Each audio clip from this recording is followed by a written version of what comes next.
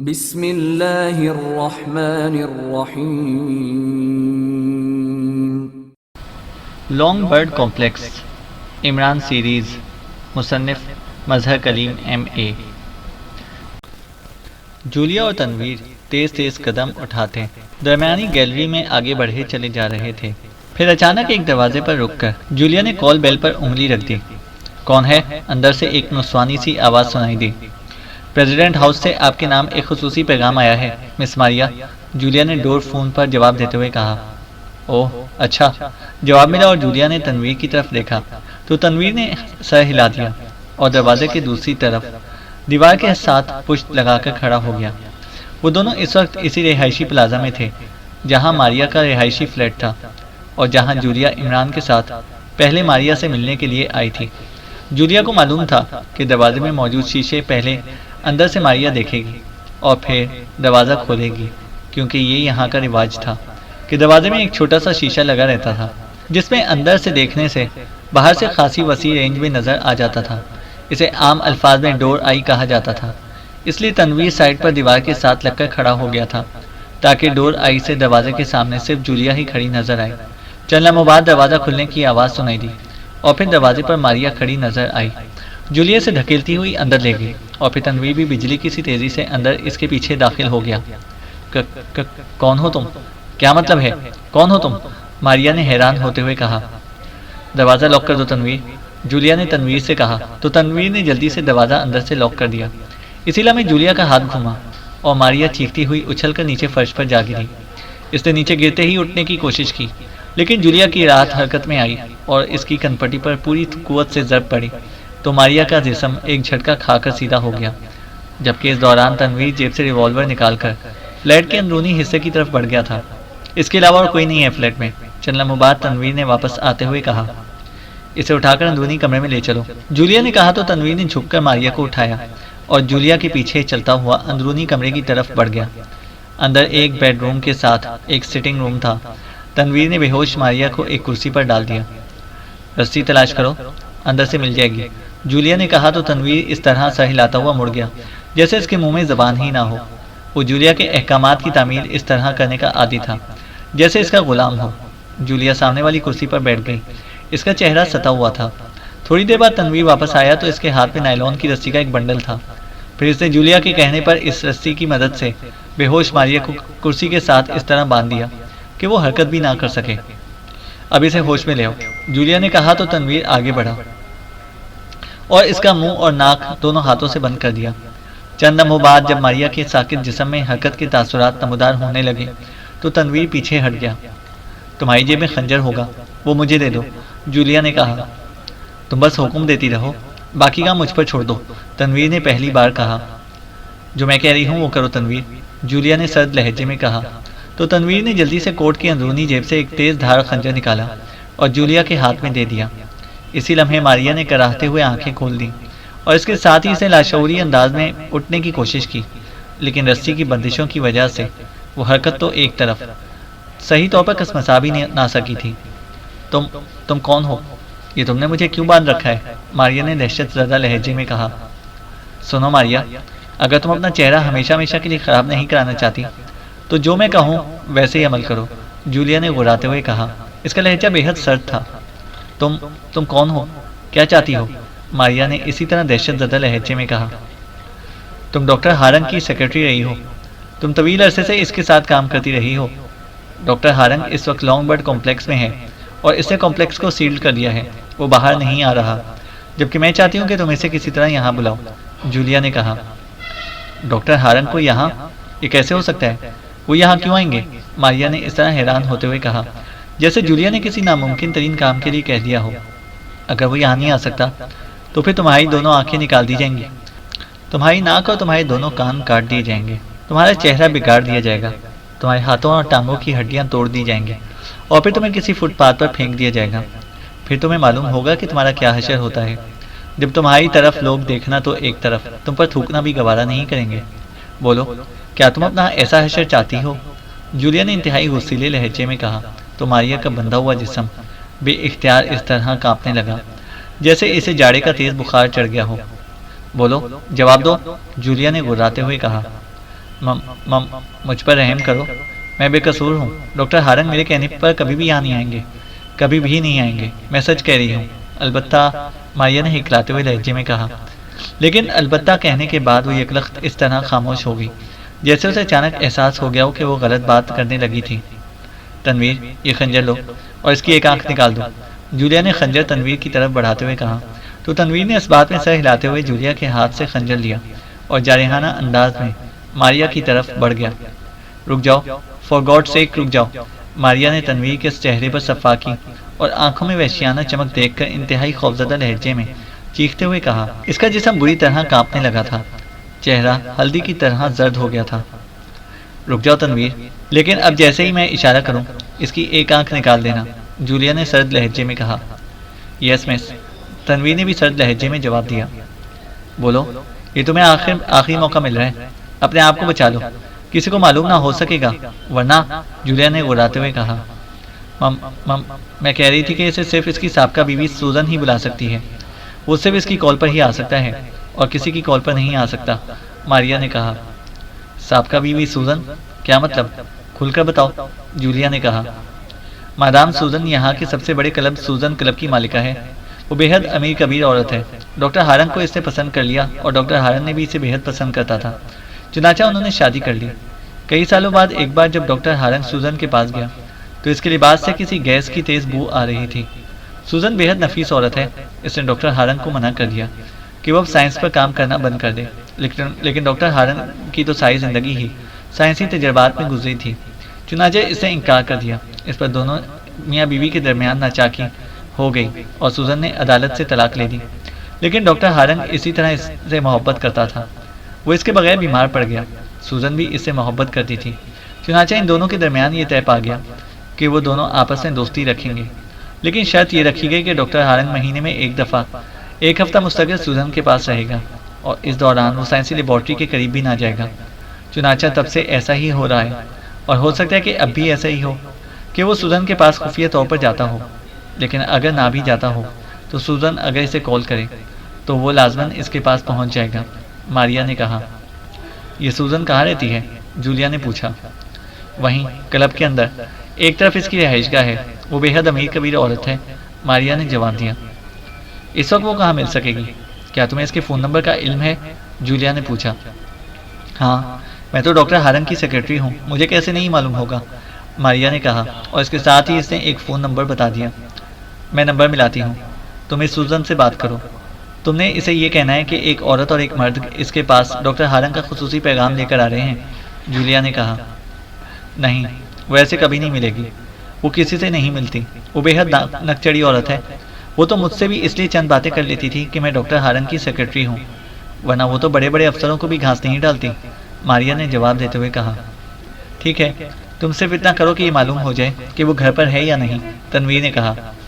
हाँ, ये मालूम हो जाएगा, मारिया ने कहा। तो जूलिया कुर्सी से उठी और इसने एक तरफ रखे हुए फ़ोन का रिसीवर उठाया और नंबर डायल करने शुरू कर दिया, जबकि तनवीर ने इस दौरान मारिया को कुर्सी से समेत उठाया और फ़ोन वाली तपाई के करीब लाकर रख दिया। जूलिया ने चौंक कर देखा तो तनवीर मुस्कुरा दिया। मैंने सोचा कि तुम्हें फ़ोन उठाने की तकलीफ ना करनी पड़े, तनवीर ने कहा तो जूलिया बेख्तियार मुस्कुरा दी। इसके साथ ही इसने रिसीवर मारिया के कान से लगा दिया, साथ ही इसने लाउडर का बटन भी ऑन कर दिया। दूसरी तरफ घंटी बजने की आवाज़ सुनाई दी। यस, चंद लम्हों बाद रिसीवर उठाए जाने की आवाज़ के साथ ही एक मुतरन्नम नुस्वानी आवाज़ सुनाई दी। मारिया बोल रही हूँ, सेक्रेटरी टू डॉक्टर हारंग, मादाम से बात कराओ, मारिया ने कहा।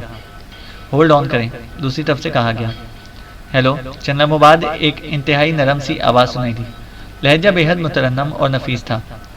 मारिया बोल रही हूँ मादाम, मारिया ने कहा। तुम कहाँ हो और वो डॉक्टर हारंग कहाँ हैं?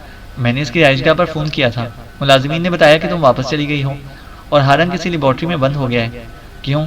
इसने मुझे फ़ोन भी नहीं किया, ये क्या सिलसिला है? दूसरी तरफ से कहा गया। कोई सरकारी मसला है मादाम, डॉक्टर साहब को मजबूरन लेबॉर्ट्री में बंद होना पड़ा है और मैं वापस अपने फ्लैट में आ गई हूँ।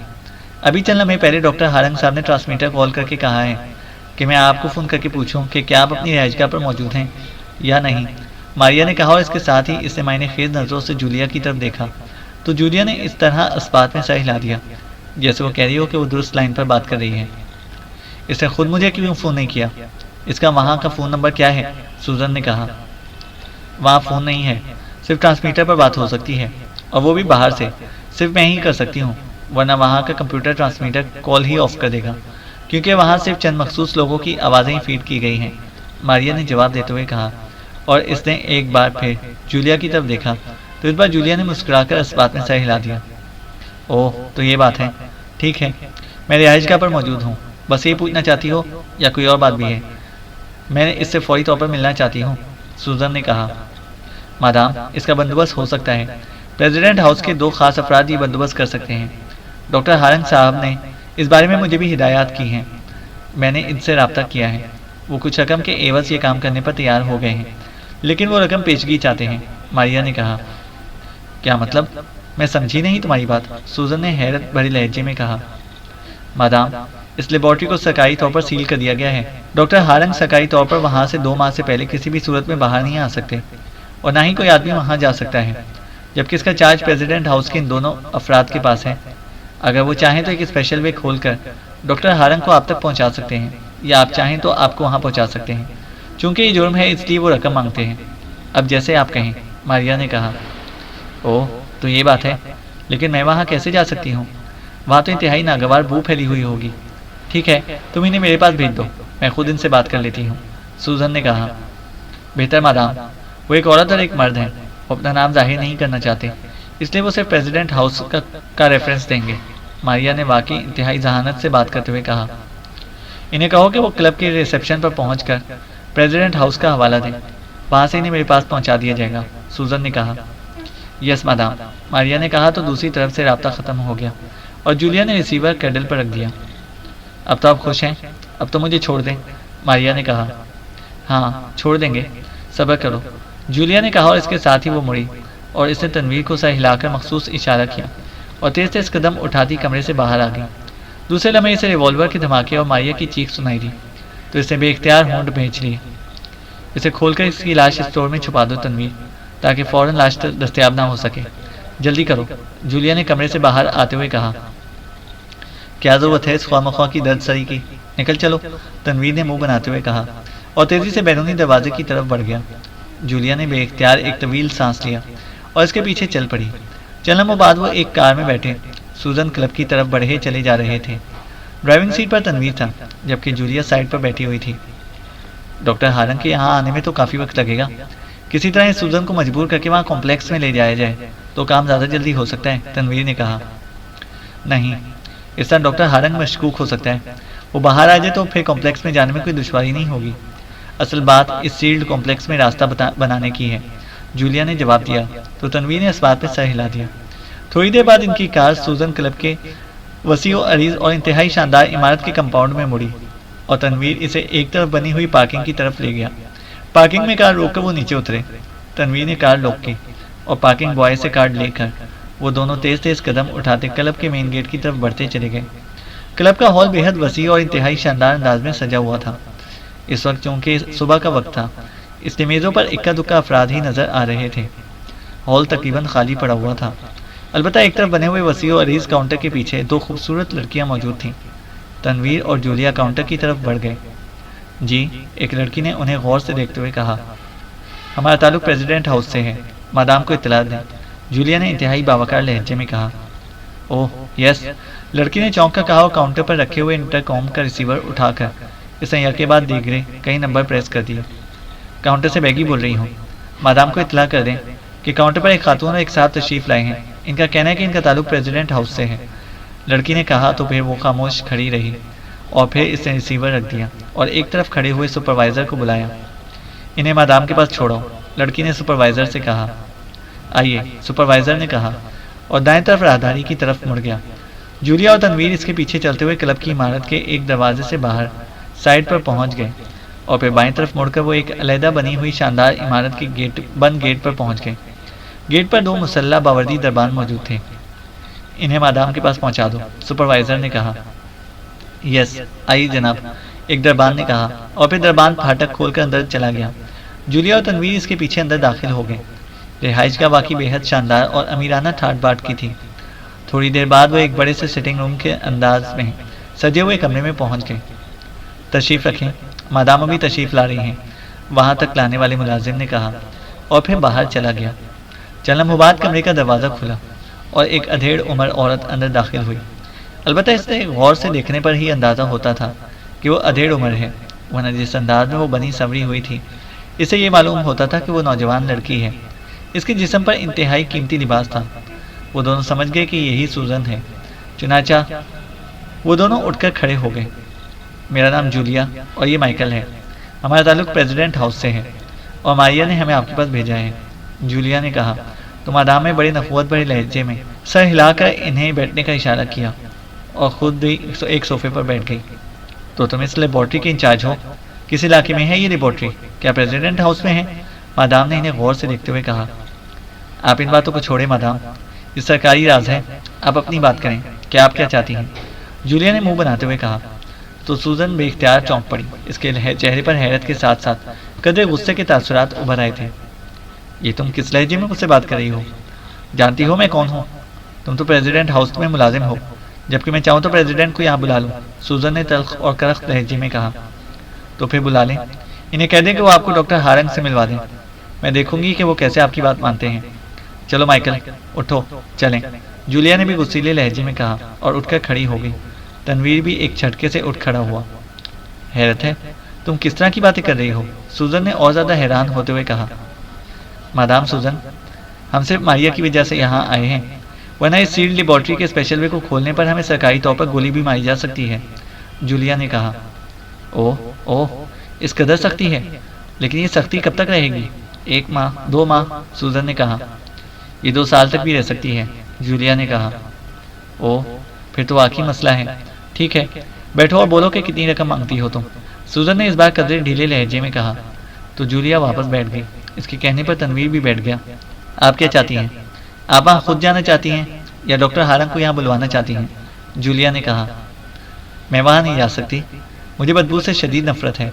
मैं किसी किस्म की बदबू को एक लम्हे के लिए भी बर्दाश्त नहीं कर सकती। डॉक्टर हारंग यहाँ आता है तो इसे यहाँ लिबास भी तब्दील करना पड़ता है और खुशबूयात से नहाना पड़ता है। फिर मैं इसके सामने आती हूँ, इसलिए डॉक्टर हारंग को यहाँ आना होगा। सूजन ने मुंह बनाते हुए कहा। लेकिन अगर डॉक्टर हारंग ने खुद यहाँ आने से इनकार कर दिया तो? जूलिया ने कहा। वो कैसे इनकार कर सकता है? वो तो मेरे बगैर वहाँ तड़प रहा होगा, इसलिए तो इसने मारिया से बात की है। सूजन ने बड़े फ़ख्रिया लहजे में कहा। मादाम, आपको शायद इल्म नहीं है कि डॉक्टर हारंग साहब वहाँ जो बात करते हैं वो रिकॉर्ड होकर हुकूमत तक पहुँचती रहती है।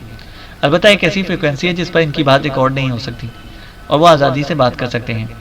लेकिन इसके बावजूद डॉक्टर हारंग खुलकर वहाँ बात नहीं कर सकते। वो बज़ाहिर इनकार ही करेंगे, लेकिन आपने उन्हें मजबूर कर देना है कि वो आपके पास आएँ। इसलिए आप जो बहाना चाहें बना लें, आपकी मर्जी। जूलिया ने कहा। वो मेरा हुक्म टाल ही नहीं सकता। तुम सिर्फ रास्ता खोल दो, फिर देखो वो किस तरह सर के बल चलकर यहाँ आता है। सूजन ने कहा।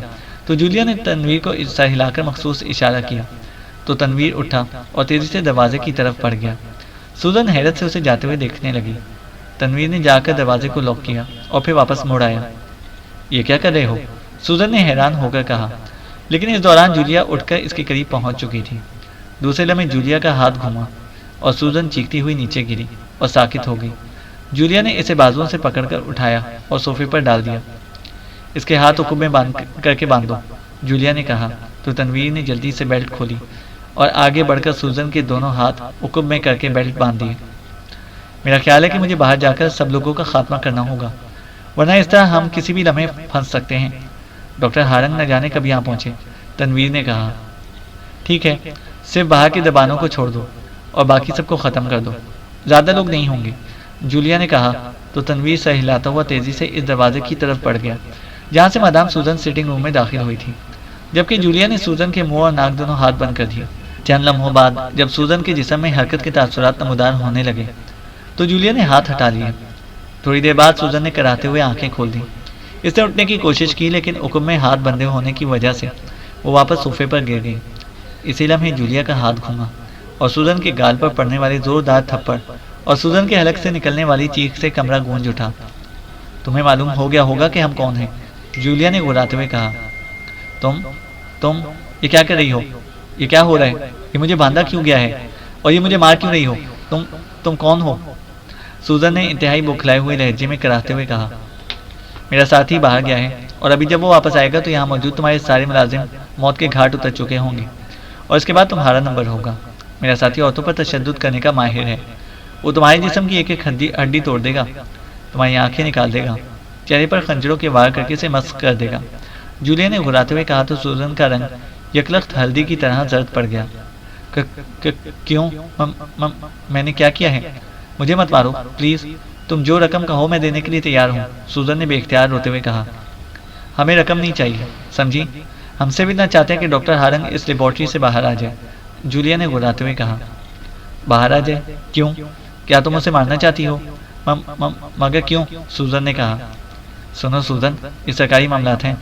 डॉक्टर हारंग हमारे साथ लेबॉर्ट्री में काम करते हैं।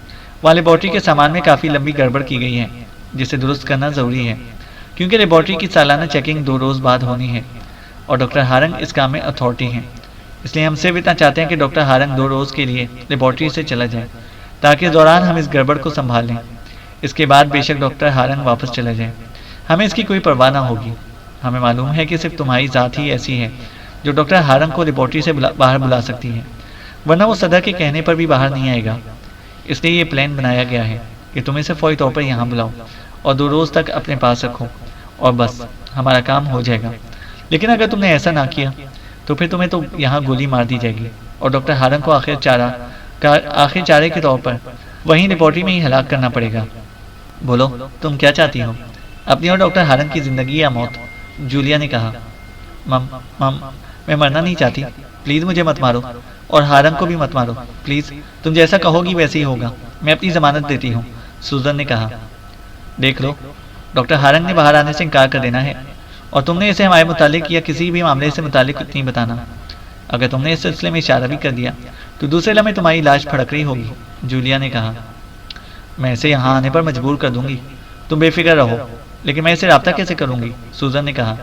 और फिर इससे पहले कि जूलिया इसे कोई जवाब देती, अंदरूनी दरवाज़ा खुला और तनवीर किसी को कंधे पर उठाए अंदर दाखिल हुआ। सूजन चौंक कर उसे देखने लगी। तनवीर ने कंधे पर लादी हुई औरत को एक धमाके से सूजन के सामने फर्श पर फेंक दिया। इसी लम्हे सूजन के मुंह से चीख निकल गई, क्योंकि इस औरत की ऐन पेशानी में गोली मारी गई थी और इसकी पेशानी पर इतना बड़ा भयानक सुराख नजर आ रहा था और इसके साथ ही इसका भयानक चेहरा, जिसे देखकर एक बार तो जूलिया भी दिली दिल में कांप उठी। ये मेरी सेक्रेटरी थी, ये तुमने इसे मार दिया?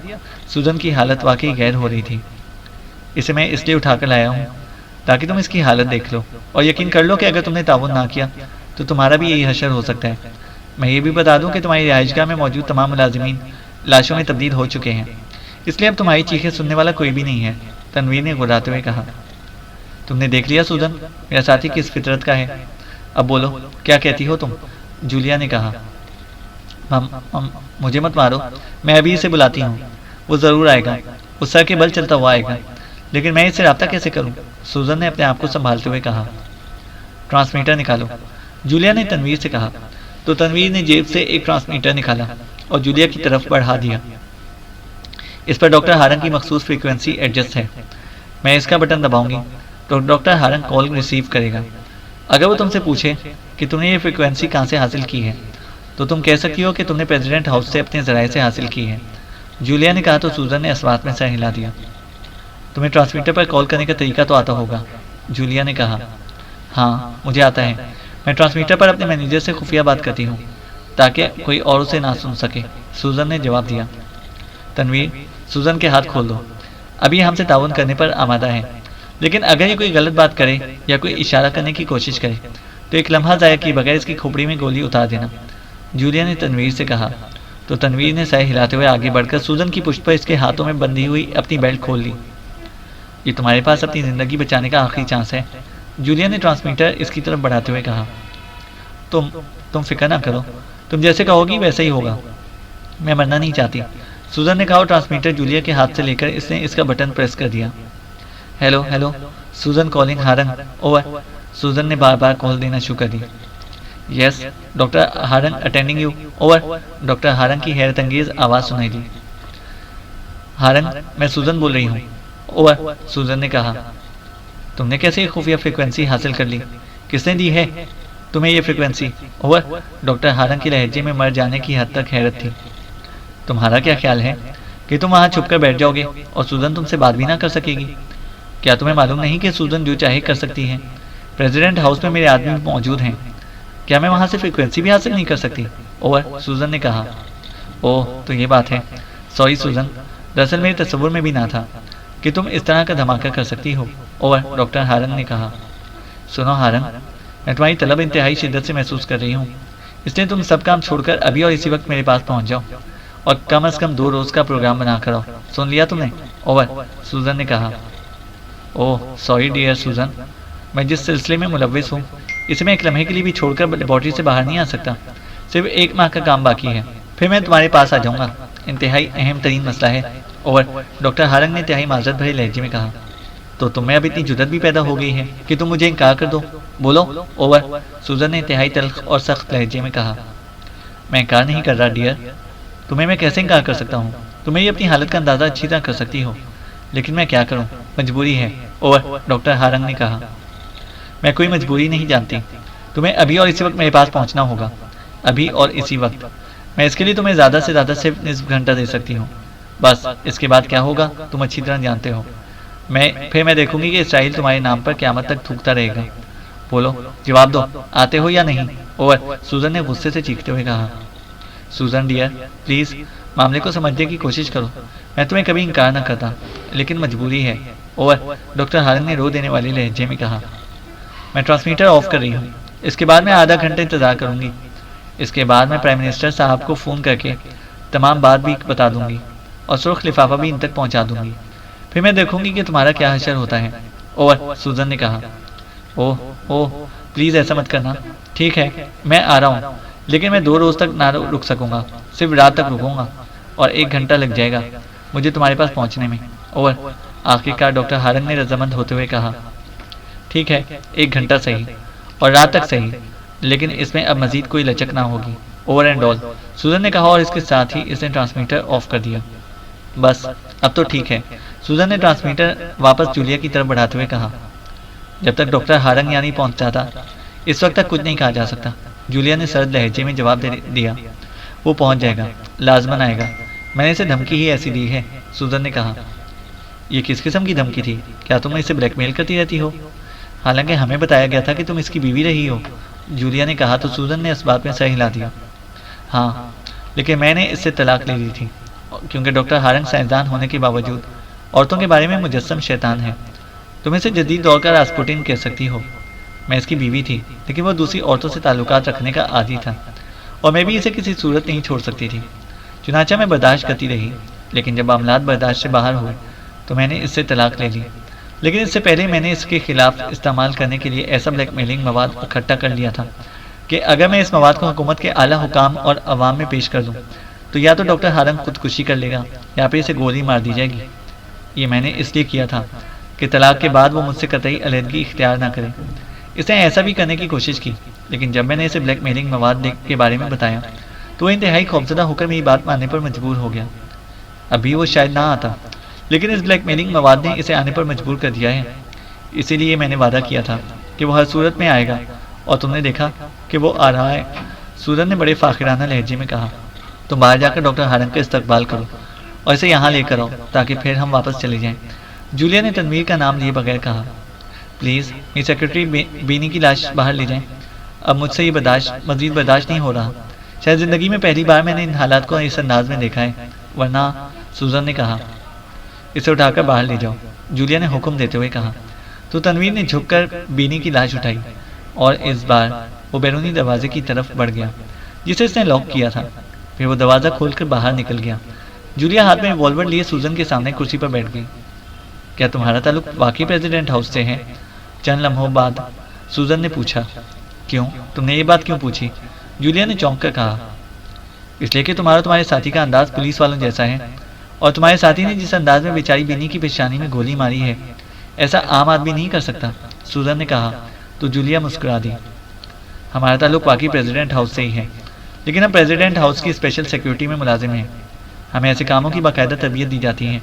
जूलिया ने जवाब दिया तो सूजन ने इस बात में सर हिला दिया। क्या मैं शराब पी सकती हूँ? थोड़ी देर बाद सूजन ने कहा। नहीं, खामोश बैठी रहो। जब डॉक्टर हारंग आ जाएगा तो फिर जो मर्जी आए करती रहना। जूलिया ने सर्द लहजे में जवाब दिया तो सूजन के होंठ भींच गए। फिर तकरीबन 1 घंटे के शदीद इंतजार के बाद दरवाज़ा खुला और तनवीर अंदर दाखिल हुआ, लेकिन वो अकेला था। क्या हुआ? जूलिया ने चौंक कर पूछा। डॉक्टर हारंग आ गया है, आओ चलें, तनवीर ने जवाब दिया तो जूलिया सर हिलाती हुई उठ खड़ी हुई।